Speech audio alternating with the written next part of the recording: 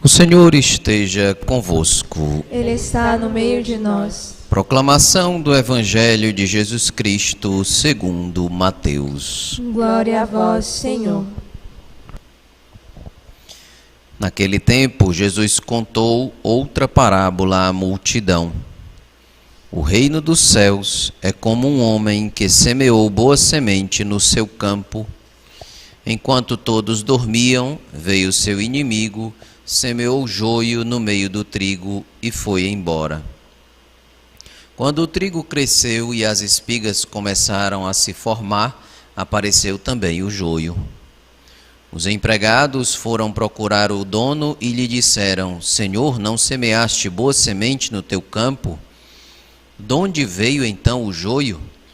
O dono respondeu: Foi algum inimigo que fez isso. Os empregados lhe perguntaram: Queres que vamos arrancar o joio? O dono respondeu: Não, pode acontecer que arrancando o joio, arranqueis também o trigo. Deixai crescer um e o outro até a colheita, e no tempo da colheita direi aos que cortam o trigo: Arrancai primeiro o joio e amarrai-o em feixes para ser queimado. Recolhei, porém, o trigo no meu celeiro. Jesus contou-lhes outra parábola. O reino dos céus é como uma semente de mostarda que um homem pega e semeia no seu campo.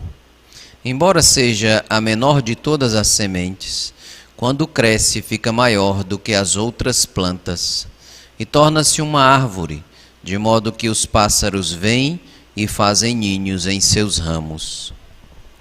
Jesus contou-lhes ainda uma outra parábola.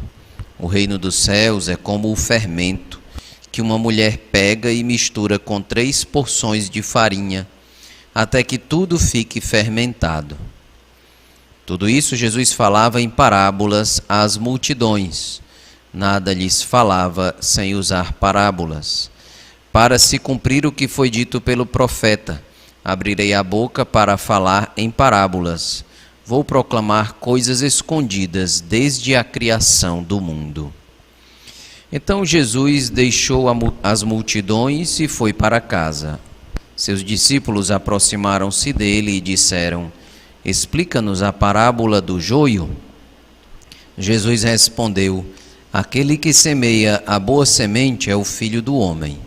O campo é o mundo. A boa semente são os que pertencem ao reino. O joio são os que pertencem ao maligno. O inimigo que semeou o joio é o diabo.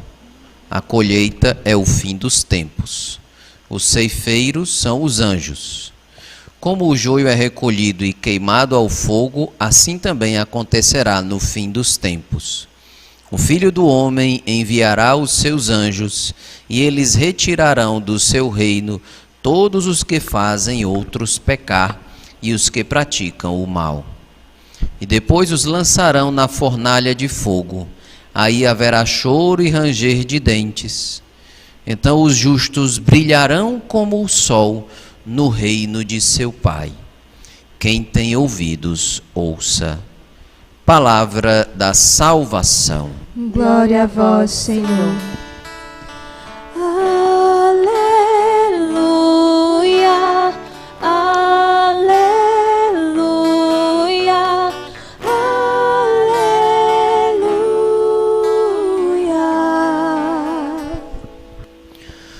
Bom, a gente bem que podia dizer que Jesus já fez a homilia de hoje, né? Porque explicou totalmente as parábolas aos discípulos e assim nós entendemos o que ele estava querendo dizer.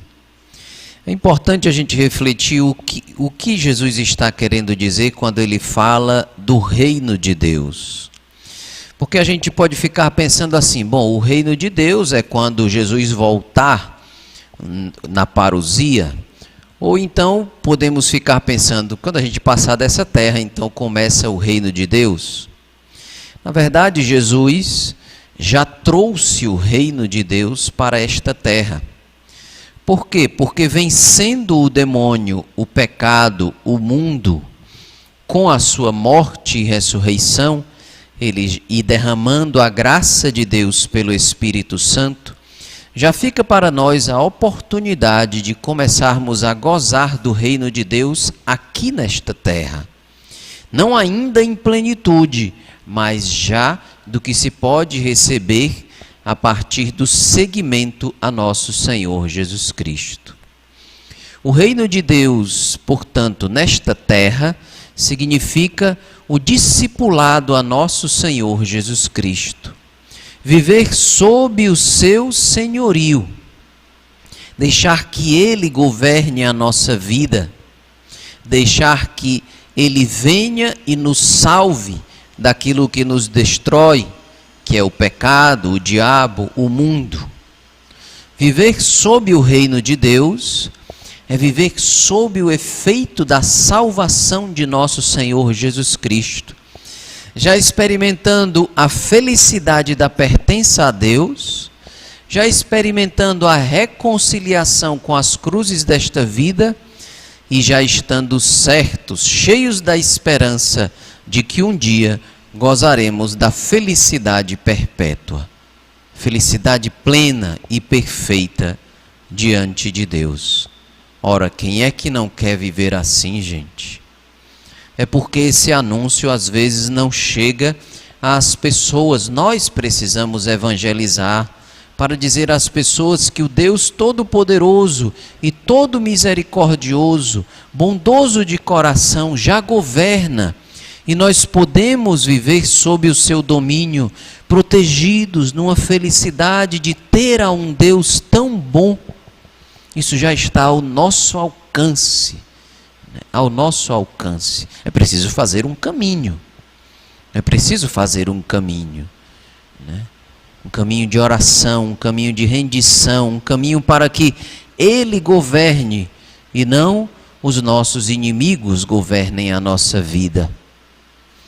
Ora, na primeira leitura, nós vimos no livro da sabedoria o poder de Deus que já se manifesta. No entanto, dominando tua própria força, julgas com clemência e nos governas com grande consideração, pois quando quiseres está ao teu alcance fazer o uso do teu poder.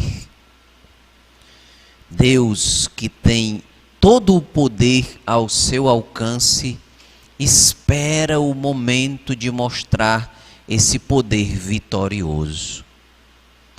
Às vezes a gente fica um pouco impaciente com essa espera, né?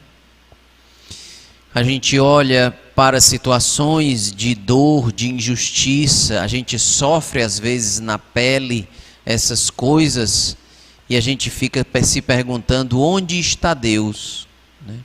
A gente olha para as situações para a situação dos pobres e a gente fica assim, poxa, como esse Deus é todo poderoso, como é que Ele permite isso? É importante enfrentar essas perguntas, né? Bom, diz, talvez, poderíamos citar uma das dores maiores nesta terra, um pai que perde um filho, por exemplo. Onde está Deus? E o próprio catecismo da igreja diz que essa pergunta é até natural diante de uma grande dor. Sim, porque o homem não foi criado para a dor. O homem não foi criado para a desigualdade, o homem não foi criado para a injustiça. Deus criou todas as coisas boas, mas Deus fez uma coisa misteriosa, criou uma criatura livre.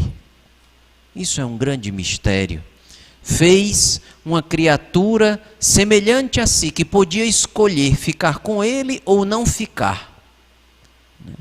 Porque todo o resto da criação não tem liberdade de escolha, só o homem tem liberdade de escolha. Queria criar então uma criatura que pudesse amar como Ele ama. A gente só pode amar quando a gente é livre.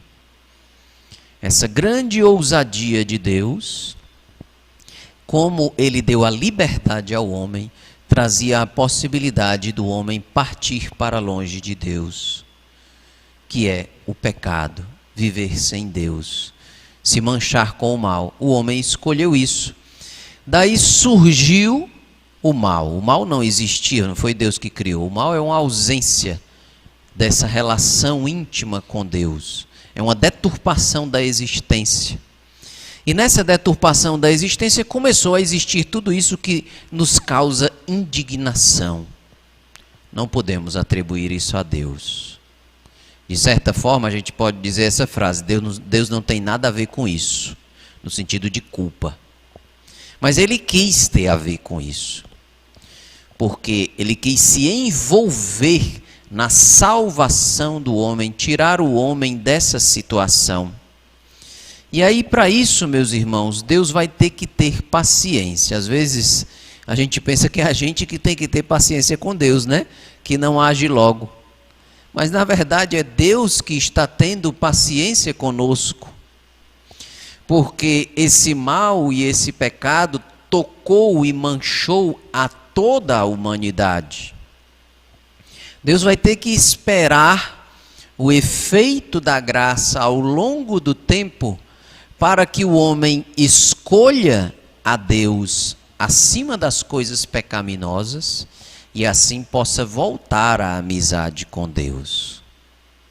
Foi assim que Deus transformou a caminhada nesta terra em uma caminhada de reconciliação. Temos um tempo para voltar para Deus. O tempo se chama vida sobre esta terra. Onde está o poder de Deus diante de todas essas injustiças? Ora, meus irmãos, Deus foi muito inteligente. Conseguiu juntar o julgamento com a misericórdia. Ele se sentou no trono diante do qual todos devem passar. Ele venceu a morte. Olha como a sabedoria de Deus, né?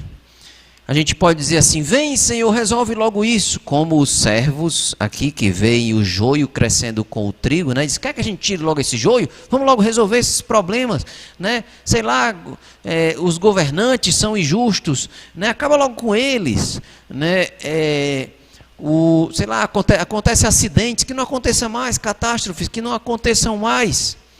Bom, por exemplo, com os governantes, né? Não, tira esses governantes aí, né? Aí Nosso Senhor olha assim para a gente: e eu vou colocar quem? Eu vou colocar você, que é pecador também? Né? A gente fica olhando para as injustiças como se nós fôssemos os grandes justos. Somos nós que precisamos desse tempo, é você que precisa desse tempo. Você fica olhando para tudo que o pecado causou e dizendo: não quero isso, eu não aceito isso, parece que Deus não tem poder. Deus está tendo o grande poder de conseguir resolver tudo, mas está esperando a tua conversão, para que quando Ele lavar a imundície do pecado, você não vá embora junto. Porque o pecado está dentro de você e está dentro de mim. Ele está esperando que a gente, pela graça de Deus, vá tirando isso da nossa vida. Sabe por que Deus não resolve toda essa problemática que nos causa repugnância? Porque pode ser que a gente vá junto. Pode ser que a gente vá junto nessa lavagem aí do mal. E Deus não quer me perder e Deus não quer te perder. Deus é paciente e bondoso. Mas tem um momento que é definitivo, que dá um basta no mal, que é o momento da passagem desta vida para a outra. Ali sim, acabou-se o tempo. Acabou-se o tempo. Em um certo sentido, né? Porque o que é a condenação? Aqui a gente vê a colheita, né? Primeiro do joio. Tira logo todo o joio e queima na fornalha. Nosso Senhor não economiza palavras para dizer que o mal será destruído, né? Ele não quer destruir as pessoas. Mas aí a gente fica com a pergunta: bom, e aí, por que existe condenação? A condenação é um respeito de Deus. É um respeito por uma pessoa livre.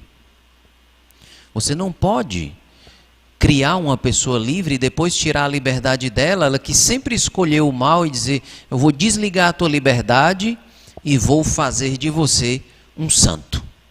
Ele não pode fazer isso. Eu me lembro de uma situação, né, que muito polêmica que eu ouvi falar. Não vou contar a situação e não vou falar quem são as pessoas, né? Mas uma vez, um casal, isso faz muito tempo, um casal tinha um filho que era viciado em droga. E esse casal fez uma escolha terrível, mas na prática resolvia o problema. Ele conseguiu um médico que fizesse uma lobotomia no seu filho. Lobotomia é tirar a parte frontal aqui do cérebro, em que está a central das decisões das pessoas. E aquele menino se tornou como uma lesma. Tudo que os pais diziam, ele fazia, né? Ele caminhava, ele comia, mas sem escolha. E assim eles conseguiram tirar ele da droga. Será que isso é certo? O que você acha? Se Deus pegar as pessoas más e forçá-las a se tornarem boas, Ele vai estar fazendo isso. Deus respeita as pessoas más e continua a amá-las, mas tem que respeitar a possibilidade delas irem embora, como o pai do filho pródigo, que deixou ele ir embora, depois acolheu. Aí está a condenação daqueles que não se aproximam de Deus. Pá, Deus me livre, chagas abertas, né? Coração ferido. Eu que não quero esse caminho, nem eu, né? Nem eu. É por isso que nosso Senhor veio cheio de misericórdia, trazer a esta terra as inúmeras possibilidades de salvação. São inúmeras. Deus é um Deus misericordioso e aqui sim a gente pode dizer quase que impaciente. Aqui vamos nos contradizer, mas é num outro sentido, né? Impaciente no sentido de que ele fica fazendo todas as tentativas para salvar, todas as tentativas. É tão poderoso que conseguiu fazer daquilo que é trágico na nossa vida uma possibilidade de salvação. Olha o poder desse Deus. Como é que ele fez isso? Foi um preço caro. Ele teve que enviar o seu próprio filho para poder sofrer todo o sofrimento da humanidade e assim reconciliá-la totalmente. Tudo por causa da necessidade da liberdade. Adão foi livre e meteu o pecado no mundo. Jesus foi livre e colocou a reconciliação, o shalom do Pai, a paz no mundo. Ele conseguiu usar da liberdade humana com a força divina e reconciliar o homem com Deus. Foi a forma inteligentíssima que o Senhor teve de mostrar que a recriação será mais bela do que a criação primeira. Porque no céu estão os santos. Quem são os santos? Não foram aqueles que só receberam todo o amor de Deus, mas conseguiram entrar na dinâmica do dar todo o amor a Deus. E é assim que o Senhor conseguiu não só criar o homem e dar um paraíso a ele, mas conseguiu trazer o homem para dentro de Deus. Quem poderia imaginar que uma criatura pudesse morar dentro do seu Criador? É por isso que ele hoje já mora dentro de nós. Que força, a força do batismo, fruto da redenção de Cristo.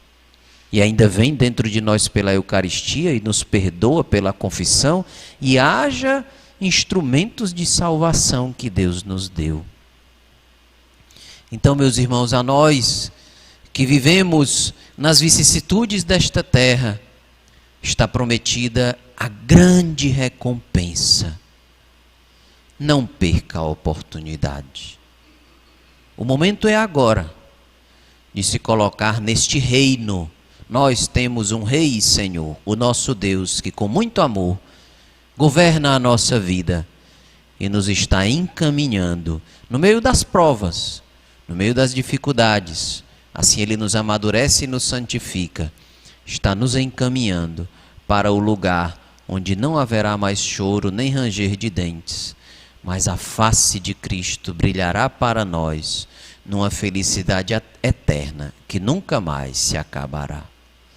Louvado seja nosso Senhor Jesus Cristo. Para sempre seja louvado. Então, o que seria o purgatório, né? Qual a fundamentação bíblica, o que a igreja diz sobre o purgatório? Porque, de fato, uma vez que nós tenhamos passado desta vida para outra, haverá um momento em que a nossa alma será toda iluminada por Deus. E aquilo que estava escondido vem à tona, né? Aqueles que quiserem partir para negar a Deus, absolutamente serão livres. É o que nós chamamos do inferno. Aqueles que têm pelo menos centelhas da salvação dentro de si, né, poderão ficar no purgatório. E aqueles que são santos estão prontos para entrar naquele lugar onde só há luz, que é o céu, poderão entrar no céu. É claro que a gente fala disso, gente, como quem está tocando num mistério, né? A gente não pode aqui falar dessas coisas, algumas coisas são muito basilares e muito certas, mas a gente não pode ficar aqui tendo a pretensão de ficar dizendo, quem é então que vai para o inferno? E quem é que fica no purgatório? E quem é que vai para o céu? É muito difícil, assim, eu pelo menos nunca tive lá, né? Então a gente tem algumas bases doutrinais que nos certificam da existência desses três lugares, mas, assim, dizer quem é que vai ficar em quem é que sabe, né? Não dá para saber. Estamos aqui simplesmente para dizer que existe esse estado em que a pessoa ainda não pode gozar plenamente do céu, já o entrevê, mas ainda não pode entrar. E a esse lugar foi dado o nome de purgatório. Biblicamente, como é que se fundamenta o purgatório? Bom, se fundamenta pelo segundo livro de Macabeus, no capítulo 12, dos versículos de 44 a 46.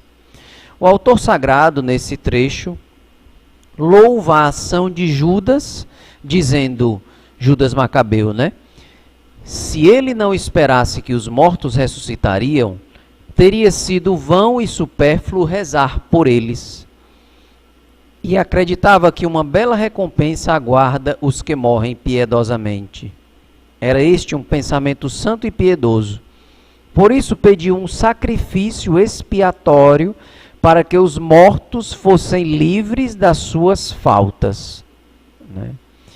E assim, já desde da herança judaica, e isso se une à igreja, novo povo de Deus, se tem a piedade de rezar pelos mortos. Se a gente reza, é porque eles podem melhorar, né? Se houvesse só uma condenação abrupta pelo inferno ou o céu, não teria mais sentido rezar pelos falecidos, né? Inclusive, eu não devo rezar por um santo, né? Eu peço a oração de um santo, quando é beatificado, depois que é beatificado, né? Um beato, um santo canonizado, né? Eu já não vou mais rezar por ele, né? Eu vou pedir a oração dele. Mas enquanto isso não acontece, por algum falecido, eu devo sempre interceder. E nenhuma dessas orações se perde, né? Porque, como diz o Catecismo da Igreja, existe a comunhão dos santos, né? A comunhão dos santos é a riqueza espiritual que a igreja militante, bem como a igreja gloriosa e a igreja padecente, acumulam de méritos, que são méritos de Cristo atualizados em nós, acumulam de méritos diante de Deus. E como o Senhor disse a Pedro, o que ligardes no céu será desligado, será ligado na terra, e o que desligardes na terra será desligado no céu. Assim se vê que foi dado o poder à igreja de distribuir essas graças. E assim, esse tesouro nunca se perde, né? Se você estiver rezando Por exemplo, né, se você estiver rezando por uma pessoa que já está no céu, aquela oração vai servir a pessoas que ainda estão no purgatório. Para quem está no inferno, né, nós não temos certeza que ele é habitado, não nos foi dada essa certeza, embora na aparição de Fátima, Nossa Senhora tenha falado, tenha mostrado às crianças a visão do inferno com muitas pessoas lá dentro, mas doutrinalmente, assim, com certeza teológica, nós não podemos afirmar que lá tem muita gente, né? Aí fica a cargo de cada um a sua opinião, como é que está lá a situação do inferno, se só tem os demônios, né, junto com o diabo, ou se tem gente lá dentro, né? Então, a expressão, queríamos citar então alguns trechos do catecismo, né, sobre a comunhão dos santos, essa intercessão pelos mortos. A expressão comunhão dos santos designa em primeiro lugar as coisas santas e antes de mais a Eucaristia, pela qual é representada e se realiza a unidade dos fiéis que constituem um só corpo em Cristo. Esse termo também designa a comunhão das pessoas santas em Cristo, que morreu por todos, de modo que o que cada um faz ou sofre por Cristo e em Cristo, reverte em proveito de todos.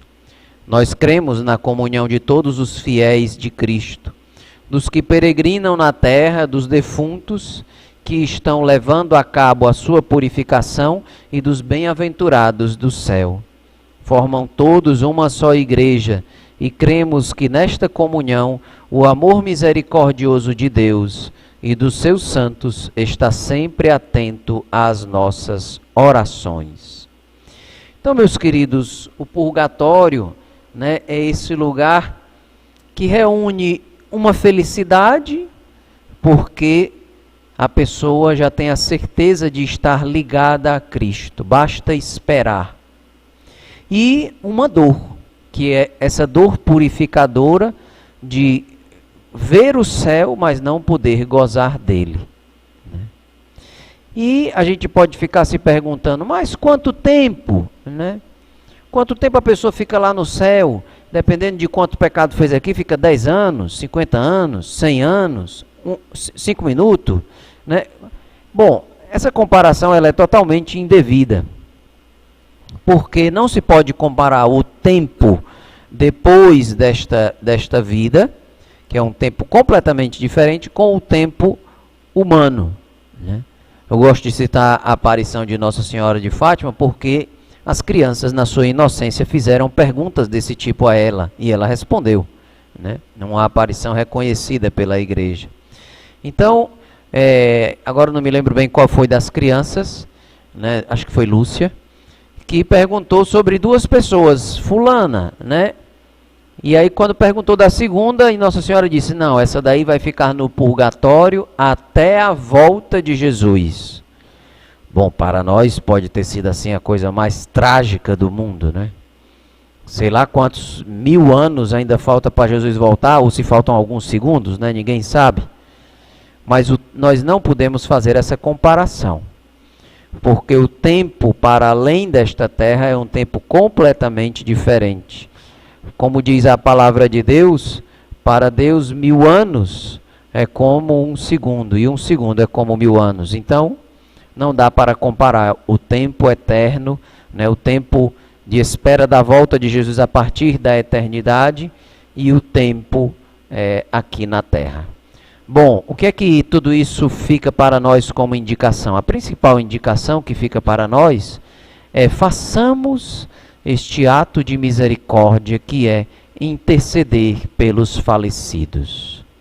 Isso é muito importante, um ato de piedade que já vem desde o Antigo Testamento e que sempre foi muito preservado pela Igreja. São Gregório Magno, né, já desde o final do século VI, defendia muito o purgatório. Os concílios de Leão, de Florença, de Trento, todos falam muito claramente do purgatório. Portanto, há uma certeza dogmática da Igreja acerca do purgatório, e aí nós não podemos perder a oportunidade de rezar pelos nossos falecidos, mas esperemos que eles já estejam no céu, E aí, rezando por eles, rezemos também por todos os que estão à espera dessa entrada na glória celeste. Louvado seja nosso Senhor Jesus Cristo, para sempre seja louvado.